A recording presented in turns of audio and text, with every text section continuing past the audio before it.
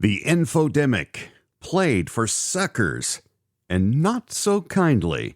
This and more coming up on the Use Your Head podcast.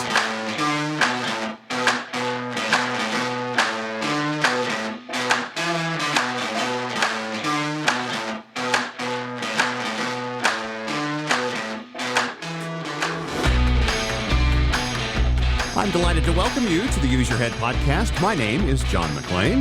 Yes, really? Coming to you from Dallas, Texas. So happy to have you along. If this is your first foray into the Use Your Head podcast, welcome to the world where I am not going to be doing all of the heavy lifting. I'm going to be encouraging you to use your head, use your ability to reason and use logic and figure things out for yourself. Think for yourself and reject this crazy culture we have now where they're just telling us what to think. And if you don't think the way that they do, there's something wrong with you. You know, that's not true. We all have the ability to think for ourselves, and we have the freedom to do so, at least, in the very least, within the confines of our own mind and heart. So, anyway, that's what the show's about. Welcome aboard. If you're one of our longtime listeners, this is our 13th episode of our first season, so not a super long time, but welcome back. Great to have you with us. Yes, I did not put a show out last week. Sorry, I heard from several of you. Where are you? Are you okay?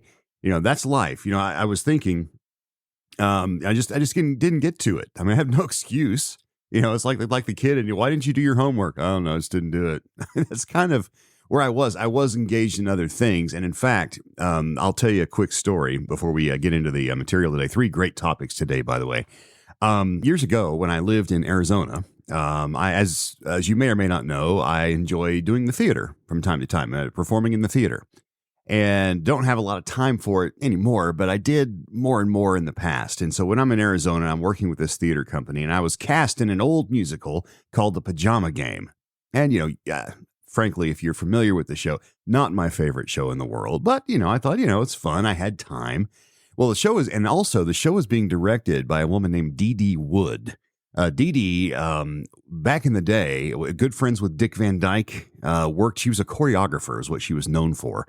Very well known for back in the 60s when they were making all those great Van Dyke films, Mary Poppins, Chitty Chitty Bang Bang. Dee Wood was involved in all of that. Brilliant choreographer, and in her golden years was having a good time staying in the game and working in community theater. And so she's directing, and I thought, what an opportunity to learn from a legend of the stage, right? And a film, just a brilliant and charming woman. And so I was cast in the show.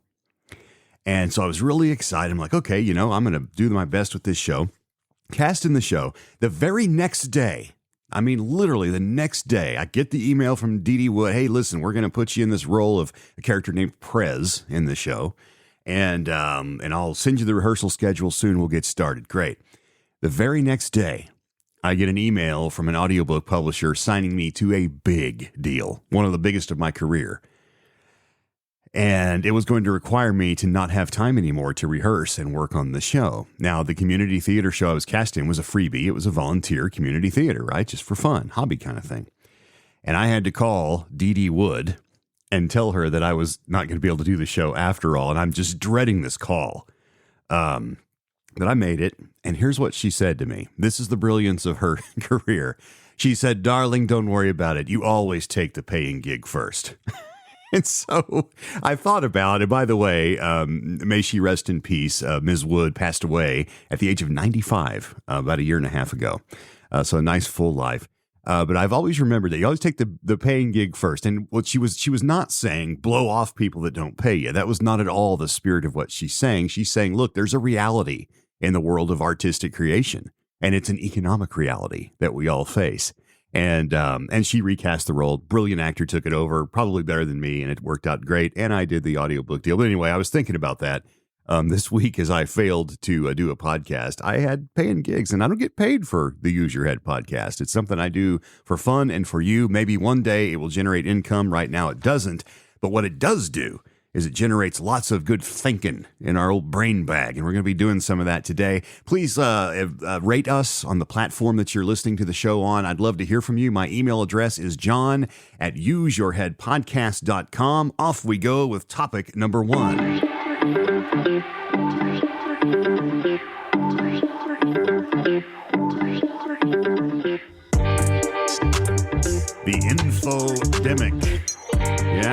that mean?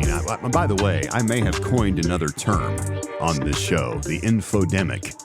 And if you think about info and demic and put it together, you might figure out what we're talking about. Found an interesting article in Newsweek. I know that that's pretty shocking in and of itself, but I did find an article in Newsweek that raised my eyebrow. It says ADHD, okay, attention deficit and hyperactivity disorder. We all know what that is by now.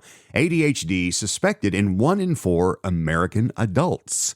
Survey finds. Article written by Hattie Wilmoth, who serves as the food and nutrition reporter for Newsweek. Here's what the article says. As many as 1 in 4 adults in the U.S. may suspect they have undiagnosed attention deficit hyperactivity disorder, ADHD, according to a survey commissioned by the Ohio State University Wexner Medical Center. Sorry, I didn't say that right, Buckeyes.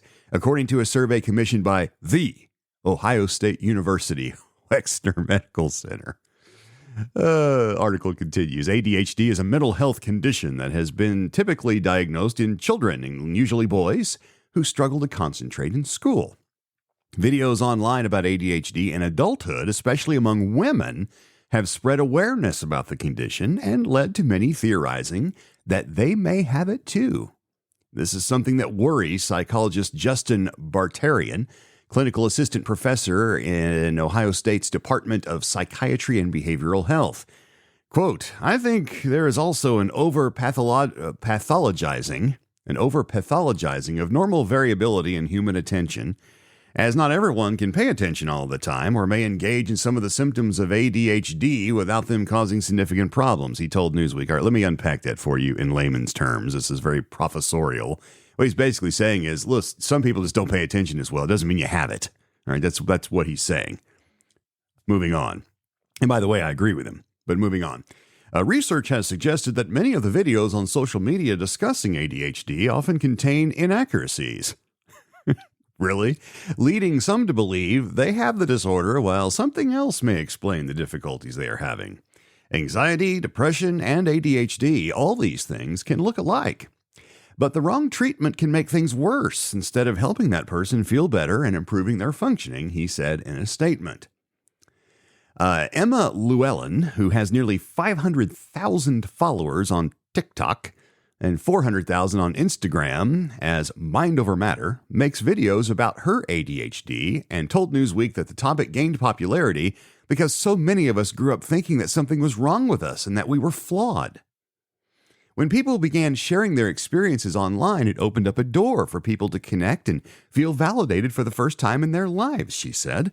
So many of us went unnoticed for a very long time and are now able to speak up and connect the dots about why we struggled so much. All right, that's all the article.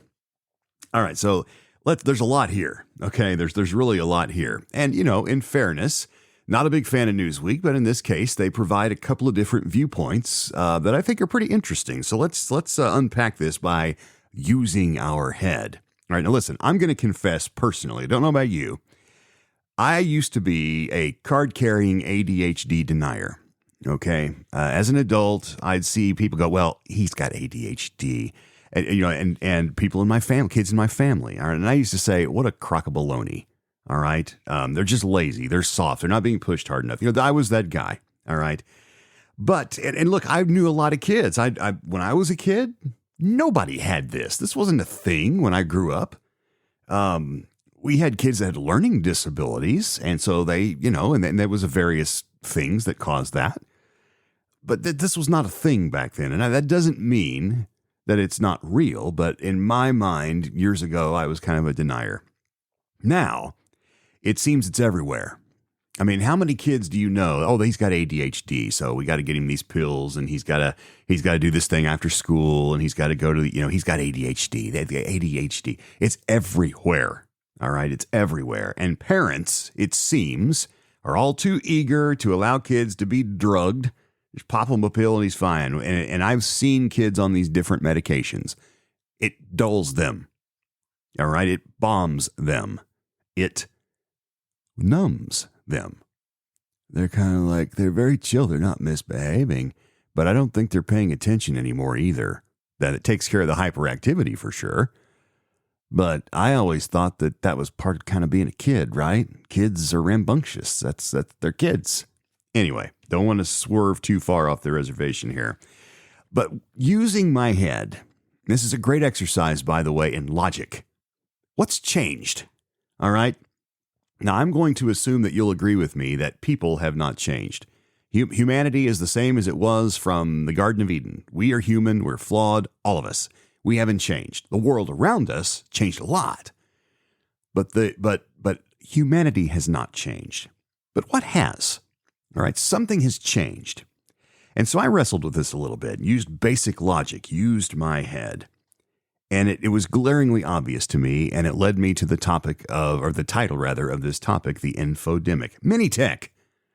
When I was a kid, we didn't have mini-tech. And our parents were very concerned, and I guess because they were told to be, that television could be harmful if you overconsume it. So I, like many households, had a limit.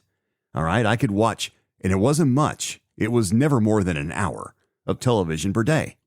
All right, and what I watched was screened, but the time was governed because parents believed, and I think rightly, that too much of that feeding into the brain, which, by the way, can cause you to what? Veg out. How many people watch TV for the noise so they can decompress? Well, that stuff gets seeping into your psyche. Anyway, that's what's changed Minitech. Now, what happens when your kids are acting up? You give them a phone or a tablet, stick them in front of a TV. Years ago, when a lot of my nieces and nephews were little, it was the Disney tapes. Pop in Pinocchio or whatever, and and I'm not saying that's bad. All right, it's not bad. Look, entertainment is for children. Children need to be entertained. Of course they do. But when you drive down the road and you see the Suburban going by with the screens that fold down from it because the kid just can't stand to ride the car for 20 minutes without making noise, and mom and dad don't want to hear it. So they numb them with TV, or here, take mommy's phone, go away. Have a tablet. A lot of these kids have their own tablet and they put it in an iron-proof box. Was that OtterBox or whatever, so they can't break it. And they just let them go to town, watching videos, playing games, And again, please hear me. I'm not saying that it's bad to, some of these games are educational, but just to give it to them, to keep them, is not the right way to do it. All right. Parenting's supposed to be hard. It's not supposed to be easy. All right. Here's the thing. And I've mentioned this kind of before, and when we talk about AI, and it's kind of the same idea. The human brain operates as it operates. All right. We really can't change that. We can exercise our brain by reading and study and different things, but we really can't. We can't put a chip in our head like on Star Trek and upgrade our brain and make it faster. All right. Computers we can, and we have, and we continue to. And when we immerse ourselves so much in this mini tech, staring through a screen for hours and hours on end, whether you're vegging out on social media, whether you're immersed, you're watching YouTube videos, whether you're listening to this program over and over again, whatever it is, there's got to be a boundary, because the brain cannot keep up with the speed of the mini tech information age. I think, and look, this is when we started seeing this stuff. When we started seeing all of our first graders and second graders and all, these young kids, oh, he's got ADHD. Yeah, we're going to have to put him on something. Yeah, he's not going to be able to function in school without, this Ritalin or whatever, whatever. There's a lot of them. It's when we started having this mini tech, and when parents, started, and look, it's hard not to judge here, but look, a lot of you parents, your priorities get a little out of whack. All right. When you have kids, that's the responsibility. Your social life may have to wait. You may have to actually engage with your children and practice some tough parenting and some discipline, as opposed to, oh, little Johnny's acting out. I'll give him a tablet. He'll be fine. He'll zone out and fall asleep. It's not good for the brain. It's not good for the brain. It's ruining the brain. The speeds of modern technology and the human brain don't match and cannot match. Boundaries, as in many things, is the key to breaking the infodemic in our kids and adults.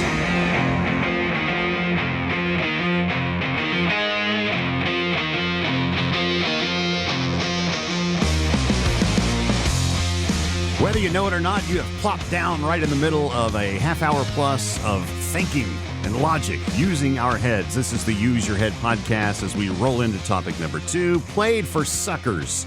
You know, it seems like every week, in this case every 2, I have a sad topic, one that kind of makes me a little bit melancholy about the condition of things. And that's not by nature. I'm an upbeat, kind of silly heart, optimist kind of guy. Cockeyed optimist, as they say. But, I also keep it real, and so this is called Play for Suckers. I found an article on CBS News written by Sarah Maniusko. And Sarah writes, "Your friend loves a candidate you hate. Can your relationship survive?" Here's what she writes. "With Election Day around the corner, political divides grow deeper, and relationships with certain friends and family members may feel increasingly strained. It leaves some wondering whether to sever ties over fundamental difference in political views. While it's been debated for a few election cycles, experts say the question weighs even more heavily this year." Dr. Judy Ho, a clinical and forensic neuropsychologist and author of The New Rules of Attachment, has seen this dilemma ramp up recently in both her personal and professional life. She says this: "If you encounter enough people, there's going to be somebody who's not the same as your views. And some people just get so much more fired up about it, and then it becomes extremely personal really quickly," she told CBS News. The issue has even made celeb-studded headlines, with social media users dissecting the friendship between Taylor Swift, who made waves by endorsing Kamala Harris, and Brittany Mahomes, who Donald Trump praised last month for defending him. So can you remain friends with people who hold political views antithetical to your own? Experts say there are a few things to consider when it comes to navigating political divides among loved ones.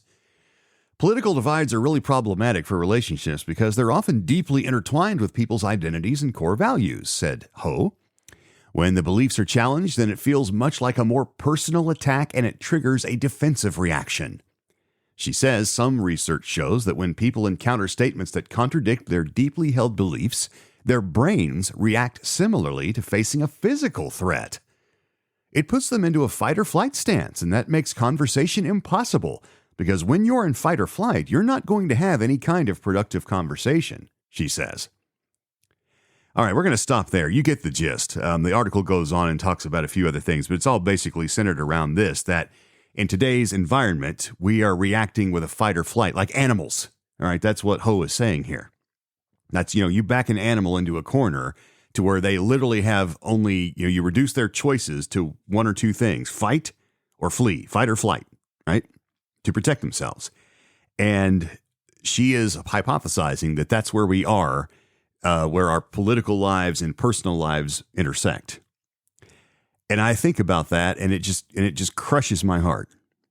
I love people. All right, I love my neighbor. That's how I was brought up. I stand by that. That's my belief, my deeply held spiritual belief. I'm called to love my neighbor, and there's no if. Well, as long as they have the same voting, opinion, as long as they have the right sign in their yard, as long as they go to the right church, as long as they wear the right clothes. No, you love your neighbor. And sometimes you agree to disagree. All right. As I use my head, and the reason I called this topic Played for Suckers, this is a con game. All right. If you're still looking at politics, if you, and maybe you don't, a lot of people have checked out, which is also not good because we have a civic duty to not do that. We need to be engaged. I mean, if we the people are going to be we the people, we better get with it. Because someone will step into that role. And, oh, by the way, here's a hint. It's already happening. So don't check out, okay? But you've got to understand, when I use my head, and if you're still looking at Washington, the Beltway, as we call it, inside the Beltway, and you're seeing, like a boxing ring, you're seeing in the red corner, in the blue corner, I think you're seeing this all wrong. That's what they want you to see, all right? And by they, I mean those inside the Beltway. This is a con game, okay? And it doesn't take, you don't have to have a PhD in political science to get this. I certainly don't, all right? It's a con game. People in power want to what? Stay there, right? Protect that power and increase it if possible. At the very least, though, they want to stay there. The status quo, as they call it. The people, we the people, which, by the way, those are the first three words on that document, not by accident. Okay, that preamble starts that way because that's the whole crux. We the people are now pitted against they, the Beltway. That is the battle. It's not the blue versus the red. That's a distraction designed to get you to what? Not love your neighbor. All right. This is a one party. Some people call it the uniparty. I'm not going to go that far with it. I don't think they're, that you can get kind of cloakroomy and black helicoptery and all that. I'm not.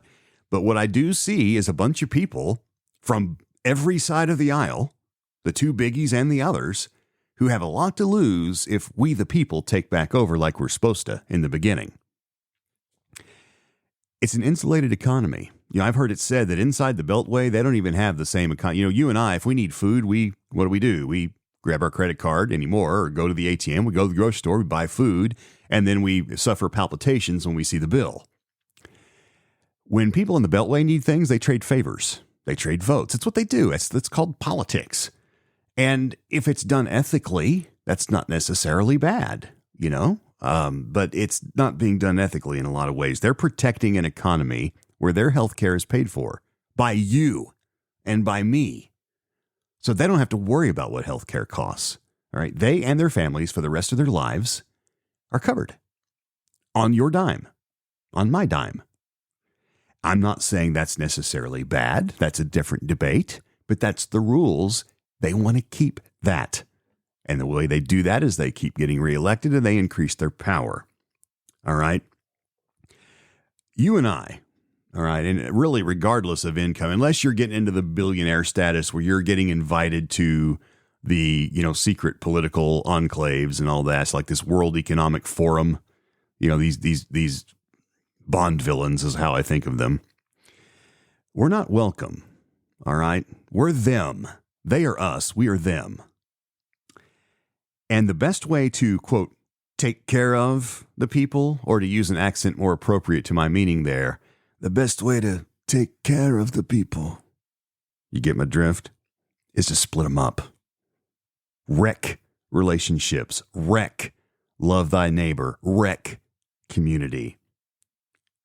That's how we do it. Divide and conquer is a classic Marxist strategy that is effective every time it's tried. Why? Because there's strength in numbers.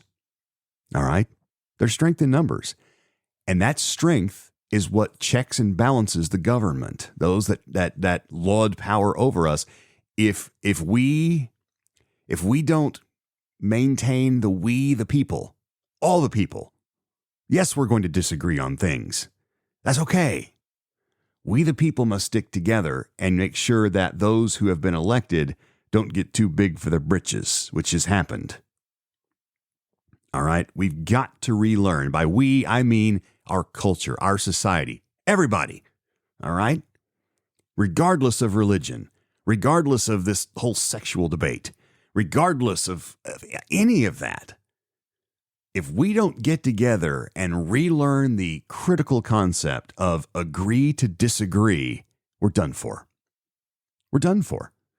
We're being divided. And when we allow something like political decisions to destroy relationships, whether friendships or family relationships, whoa, we are giving these people, these politicians, way too much power over our lives. Way too much. Stop doing it. Learn to agree to disagree, and let's become we the people again.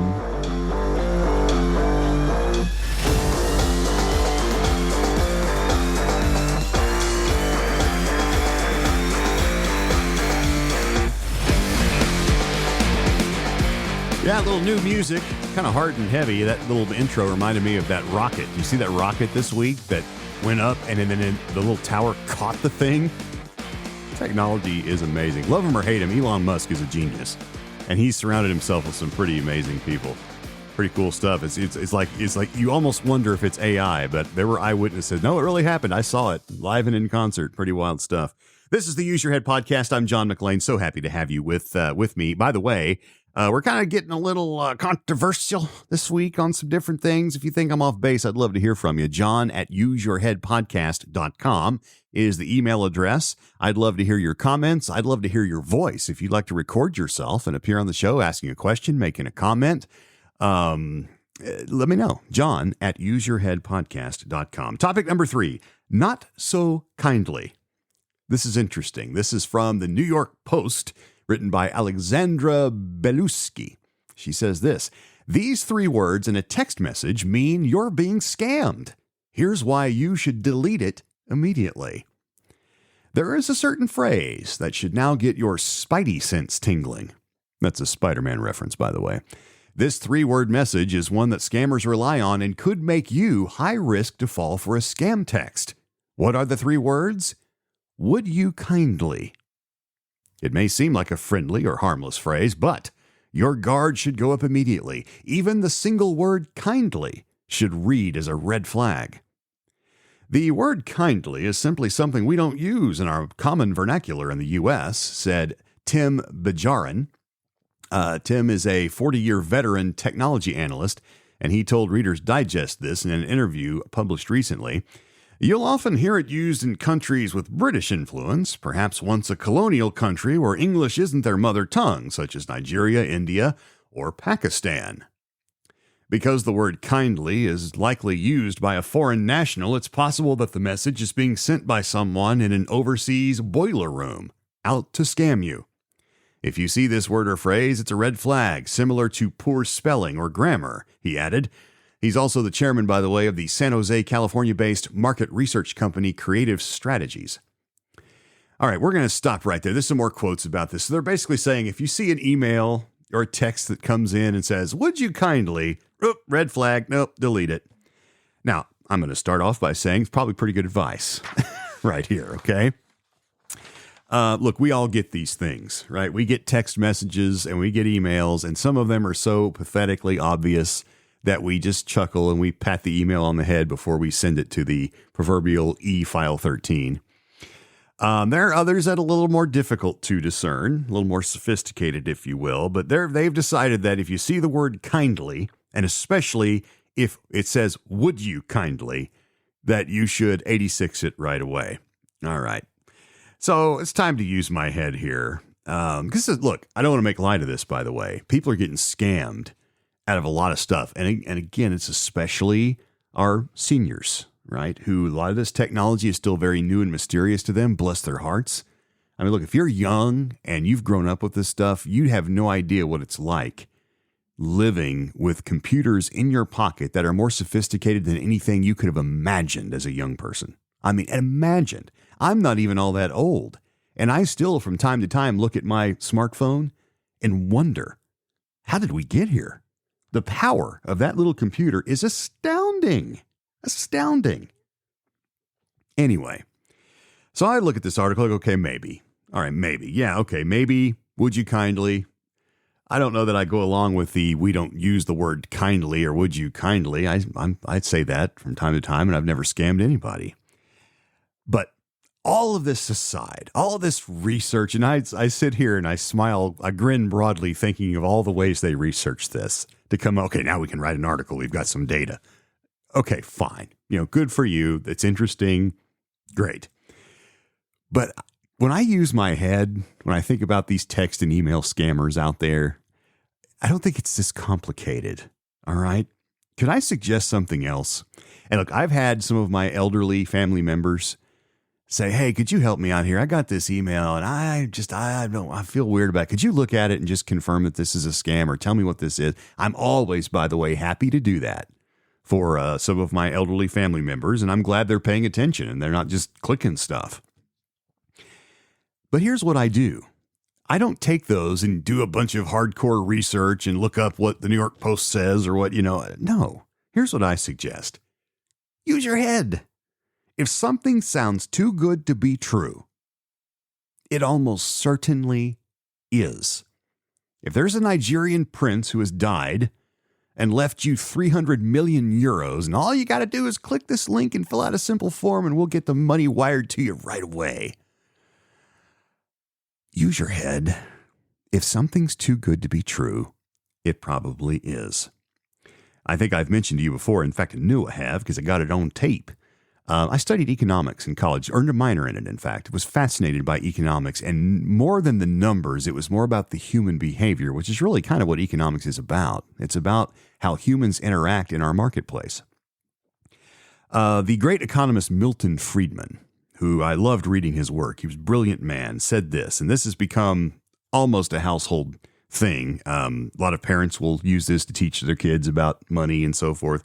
Friedman said this: there's no such thing as a free lunch. Okay? That guides me. So I think of that all the time. Whenever I see something that seems too good to be true, is somebody trying to give me a free lunch? Because there's no such thing. All right? There's no such thing. Anybody that's emailing you, and whether they say, would you kindly or not, if it seems too good to be true, for crying out loud, it very likely is. All right? And so anytime I receive anything, or I'm, vetting something for a loved one, that's where I go. I don't do any I use my head. Does this sound too good to be true? Yeah, kind of. All right, then you know what? Dump it. Okay? Now, it begs the question, have I missed out on a legit freebie or two? Maybe. All right? Maybe. Sometimes some of these things might be legit. It's rare. But here's the other thing. Am I sorry? Not even a little bit. Not even a little bit. All right. So, yeah, if you see the word kindly, and here's the other side of the coin, by the way. If I see something that says, would you kindly, I'm not going to dismiss it out of hand.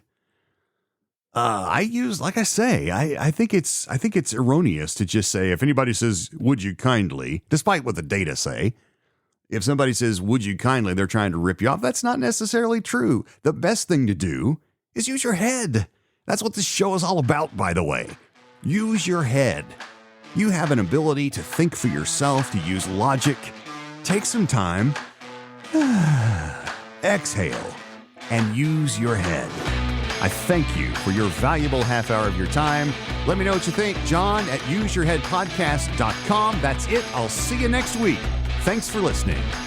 Farewell, my friend.